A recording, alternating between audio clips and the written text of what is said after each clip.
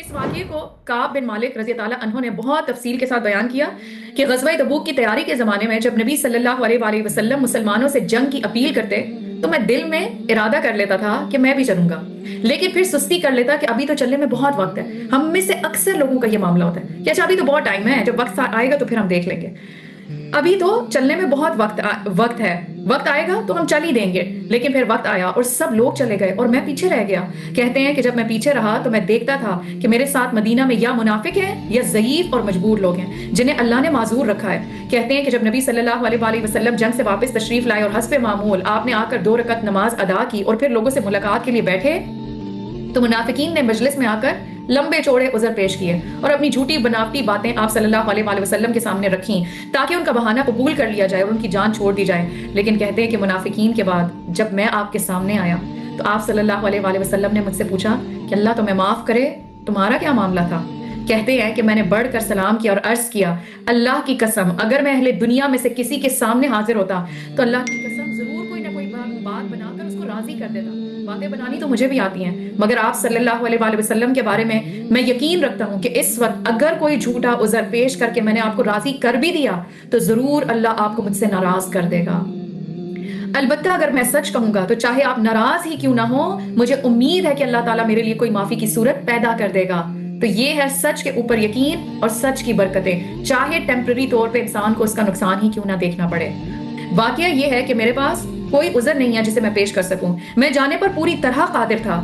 تو اس پر حضور صلی اللہ علیہ وآلہ وسلم نے فرمایا، یہ وہ شخص ہے جس نے سچی بات کہی۔ فرمایا اچھا جاؤ اٹھو اور انتظار کرو یہاں تک کہ اللہ تمہارے معاملے میں کوئی فیصلہ کر دے۔ وہ کہتے ہیں کہ میں اٹھا اور اپنے قبیلے کے لوگوں کے پاس جا کر بیٹھا اور سب مجھے ملامت کرنے لگے کہ تم نے کیوں نہ کوئی عذر کر دیا۔ کہتے ہیں کہ میرے دل میں بھی خیال آیا کہ میں بھی کوئی عذر ہی کر دیتا، لیکن پھر مجھے اللہ تعالیٰ نے ثابت قدم رکھا۔ سچائی کی برکت ہے نا، سچائی کی برکت۔ خصوصاً جب میں نے دیکھا کہ میرے علاوہ 2 اور لوگ بھی ہیں جنہوں نے بالکل سچ بات بتائی ہے اور کسی قسم کا کوئی بہانہ نہیں کیا، تو اس سے میرے دل کو اور تسلی ہو گئی۔ اس سے کیا بات پتہ چلتی ہے کہ ہم سمجھتے ہیں نا کہ ہماری نیکی صرف ہمیں فائدہ دیتی ہے، بعض دفعہ خیر کے اوپر ہمارا جمنا ہمیں پتہ بھی نہیں ہوتا کہ کسی اور کمزور شخص کو بھی ثابت قدمی عطا کر دیتی ہے۔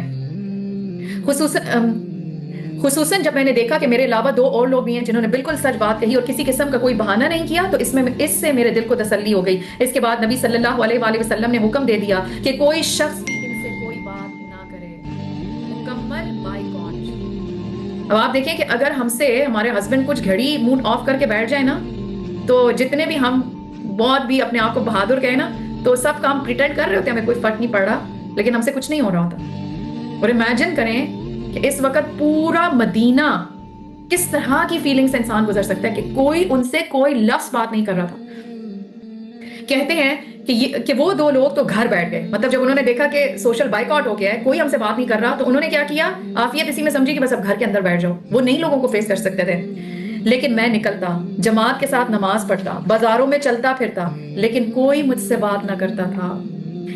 ایسے معلوم ہوتا تھا جیسے مدینے کی سرزمین ہی بدل گئی اور میں یہاں اجنبی ہوں اور مجھے کوئی بھی نہیں جانتا۔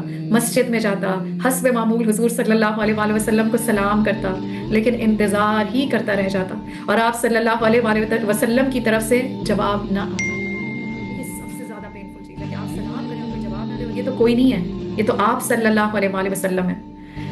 نماز میں نظریں چرا کر آپ صلی اللہ علیہ وآلہ وسلم کی طرف دیکھتا، آپ صلی اللہ علیہ وآلہ وسلم کی نگاہیں مجھ پر کیسی پڑتی ہیں، مگر حال یہ تھا کہ جب تک میں نماز پڑھتا تو آپ مجھے دیکھتے اور جب میں سلام پھیرتا تو آپ اپنی نگاہیں پھیر لیتے۔ ایک روز میں گھبرا کر اپنے چچا زاد بھائی اور بچپن کے دوست ابو قتادہ کے پاس گیا اور باغ کی دیوار پر چڑھ کر سلام کیا، مگر اللہ کے بندے نے جواب تک نہ دیا۔ یہ ایمان آپ دیکھیں، یہاں پہ یہ صحابی جس آزمائش سے گزر رہے ہیں اور باقی لوگوں کا بھی آپ ایمان دیکھیں نا کہ ایک دفعہ کہہ دیا کہ کوئی بات نہیں کرے گا تو اٹ مینس کہ کوئی بات نہیں کرے گا۔ ہمارے اندر نا اپنے سافٹ کارنرز جاگ جاتے ہیں، اس سو انفیئر نہیں تو پھر اس سے یہ نہ ہو جائے، اس سے وہ نہ، بس ایک حکم آ گیا، بس کافی تھا سمجھنے کے لیے۔ میں نے کہا ابو قتادہ میں تمہیں اللہ کی قسم دے کر پوچھتا ہوں کہ کیا میں اللہ اور اس کے رسول سے محبت نہیں کرتا؟ تو وہ خاموش رہے۔ تو میں نے پھر پوچھا، وہ پھر خاموش رہے۔ تیسری بار جب میں نے قسم دے کر پوچھا تو انہوں نے کہا بس اللہ اور اس کا رسول ہی بہتر جانتے ہیں، یعنی کسی بھی حال میں وہ بات کرنے کو راضی نہ تھے۔ इस वक्त मेरी आंखों से आंसू निकल आए, मैं दीवार से उतर आया। इन्हीं दिनों मैं एक दफा बाजार से गुजर रहा था, शाम के किब्तियों में से एक शख्स मुझे मिला। उसने शाह गस्सान का एक हरीर रेशम में लिपटा हुआ खत मुझे दिया। मैंने खोलकर उसे जो पढ़ा तो उसमें लिखा हुआ था कि हमने सुना है कि तुम्हारे साथी ने तुम पर जुल्म सितम तोड़ रखा है। तुम कोई जलील आदमी तो नहीं हो, तुम इस लायक नहीं कि तुम्हें जाया किया जाए। तुम हमारे पास आ जाओ, हम तुम्हारी कदर करेंगे। अब यहाँ पे आप देखें कि एक तरफ ये हालात है और दूसरी तरफ से कितनी जबरदस्त किस्म की ऑफर आ गई। मैंने कहा कि एक और बला नाजिल हुई। आप देखिए, जब इखलास होता है ना तो इंसान गुनाह तो करता है, लेकिन उस प्योरिटी की वजह से अल्लाह सुब्हानहू ताला उसको बहुत सारी और चीजों से किस तरीके से बचाता है। अब उनको फौरन समझ आ गया, हम में से कोई और ना, हम कहेंगे अच्छा कोई फायदा नहीं है, इससे तो बेहतर है कम से कम ये मेरी इज्जत तो कर रहे हैं। तो उन्होंने कहा लो एक और बला नाजिल हुई। उसी वक्त मैंने खुद को चूल्हे में झोंक दिया। हालांकि वो एक बादशाह का खत था, एक बादशाह का खत था, इतनी बड़ी ऑफर थी, उसके बावजूद उन्होंने क्या किया, उसके ऊपर एक सेकंड नहीं लगाया और उसको जला दिया। और इसी हाल में 40 दिन गुजर गए और कोई नहीं बोला। 40 दिन, महीने से ऊपर। नबी सल्लल्लाहु अलैहि वसल्लम का हुक्म आया कि अब अपनी बीवी को भी अलग कर लो। सुभान अल्लाह, यानी ऑलरेडी चीजें इतनी मुश्किल, इतने तंग हालात, अब नेक्स्ट हुक्म क्या आता है कि अपनी बीवी को भी अलग कर दो। मैंने पूछा क्या तलाक दे दूं? सुभान अल्लाह, क्या मोहब्बत, क्या इखलास, क्या सच्चे लोग। कि उस मौके पर हम में से कोई होता ना तो हम कहते हैं कि एक तो मैंने सच बोला है और एक ऊपर से मेरे ही ऊपर सब जुल्म शुरू हो गया है, 40 दिन से कोई बोल नहीं रहा, अब बीवी को भी मैं अलग कर लूं। नहीं, उन्होंने फौरन क्या कहा, तलाक दे दूं। फरमाया नहीं, अल्लाह के फैसले का इंतजार करो। तो उन्होंने अपनी बीवी को भी उनके मैके भेज दिया। 50 दिन के बाद, 50 दिन, 50 डेज, 50 दिन के बाद कहते हैं कि मैं सुबह के वक्त में नमाज के बाद अपने मकान की छत पर बैठा हुआ था और अपनी जान से बेजार हो रहा था।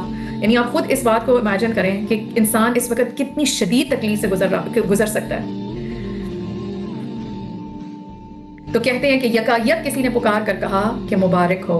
काब बिन मालिक रज़ी अल्लाह अन्हो, मैं ये सुनते ही सजदे में गिर गया। यानी किसी ने कहा मुबारक हो काब, उन्होंने सिर्फ इतना सुना और वो सजदे में गिर गए। मुझे मालूम हो गया कि मेरी माफी का हुक्म आ गया। फिर लोग फौज दर फौज भाग भाग कर मेरे पास आ रहे थे, एक से बढ़कर एक मुझे मुबारकबाद दे रहा था कि तुम्हारी तौबा कबूल हो गई। मैं उठा और सीधा मस्जिद नबी की तरफ चला गया। नबी सल्लल्लाहु अलैहि वसल्लम का चेहरा मुबारक खुशी से दमक रहा था। मैंने सलाम किया तो फरमाया तुझे मुबारक हो, ये दिन तेरी जिंदगी में सबसे बेहतर है। सुभान अल्लाह, इमेजिन करें कि वाकई में कितनी बड़ी खुशी और एक्साइटमेंट 50 दिन इस हालत में गुजारने के बाद। मैंने पूछा माफी आपकी तरफ से या अल्लाह की तरफ से? सुभान अल्लाह, क्या लेवल ईमान का और तकवा का, और किस तरह की अल्लाह से मोहब्बत। यानी आप सोचें कि इस सारे के बाद भी उनकी फिक्र यही है कि अब ये माफी कहां से आई। और फिर ये आयात आप सल्लल्लाहु अलैहि वसल्लम ने सुनाई और उन तीनों को भी उसने माफ कर दिया जिनका मामला मुलतवी कर दिया गया था। जब जमीन अपनी सारी वुसअत के बावजूद उन पर तंग हो गई और उनकी अपनी जानें भी उन पर बोझ बन गईं और उन्होंने जान लिया कि अल्लाह से बचने के लिए कोई जाए पनाह खुद अल्लाह ही के दामन रहमत के सिवा नहीं, तो अल्लाह अपनी मेहरबानी से उनकी तरफ पलटा ताकि वो उसकी तरफ पलट आए। यकीनन वो बड़ा माफ करने वाला और रहीम है। मैंने अर्ज किया या रसूल अल्लाह सल्लल्लाहु अलैहि वसल्लम, क्या मेरी तौबा में ये भी शामिल है कि मैं अपना सारा माल अल्लाह के रास्ते में सदका कर दूं? फरमाया कुछ रहने दो, ये तुम्हारे लिए बेहतर है।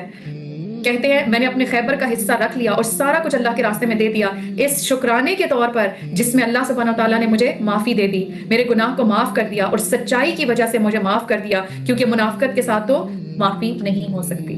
सुभान अल्लाह, इस वाक़े में आप देखें उनका ईमान, उनकी सच्चाई का फायदा, बाकी सारे लोगों का अमल, ये सब कुछ हमें सिखाने के लिए इसमें कितने सारे सबक हैं। और फिर सबसे अहम बात कि नेकी का मौका सामने आए और जब सुस्ती की वजह से हम पीछे रह जाते हैं, चाहे दिल में इखलास है, चाहे दिल में सच्चा ईमान है, सिर्फ सुस्ती की वजह से अच्छा कर लूंगा, अच्छा अभी तो बहुत टाइम है, अच्छा हो जाएगा, तो ये मामला कोई छोटा मामला नहीं है।